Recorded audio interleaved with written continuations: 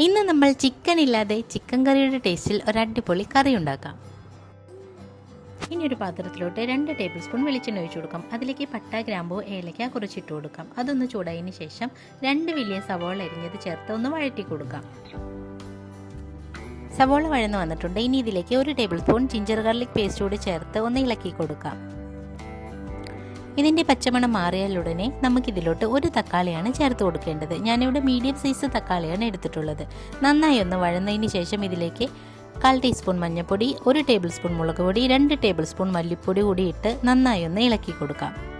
പൊടിയുടെ പച്ചമണം മാറിക്കഴിഞ്ഞാൽ 1 കപ്പ് വേവിച്ച് വെച്ചിരിക്കുന്ന സോയാ ചങ്ക്സ് കൂടെ ചേർത്തിട്ടുണ്ട്. ഇനി ഇതിലേക്ക് 1 കപ്പ് ഉരുളക്കിഴങ്ങ് കൂടി ചേർത്തിട്ടുണ്ട്. 1 ഉരുളക്കിഴങ്ങാണ് ഞാനിവിടെ എടുത്തിട്ടുള്ളത്.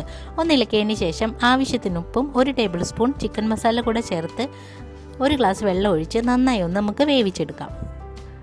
അങ്ങനെ ഒരു 15 മിനിറ്റിനുള്ളിൽ തന്നെ നമ്മളുടെ കറി റെഡിയായി കഴിഞ്ഞിട്ടുണ്ട്. അങ്ങനെ ഞാൻ നല്ല ചിക്കൻ ഇല്ലാതെ തന്നെ ചിക്കൻ്റെ മണവും ടേസ്റ്റുമുള്ള ഒരു അടിപൊളി മസാലക്കറി റെഡിയാക്കിയിട്ടുണ്ട്. ഇതിലേക്ക് കുറച്ച് കസൂരി മേത്തിയും കുറച്ച് പച്ചമുളക്, കറിവേപ്പില കൂടെ ചേർത്താൽ നമ്മളുടെ കറി റെഡിയായി കഴിഞ്ഞു. അപ്പോൾ ഇത്രയേ ഉള്ളൂ. നമ്മളുടെ അടിപൊളി കറി ഒന്ന് എല്ലാവരും ട്രൈ ചെയ്ത് നോക്കണം.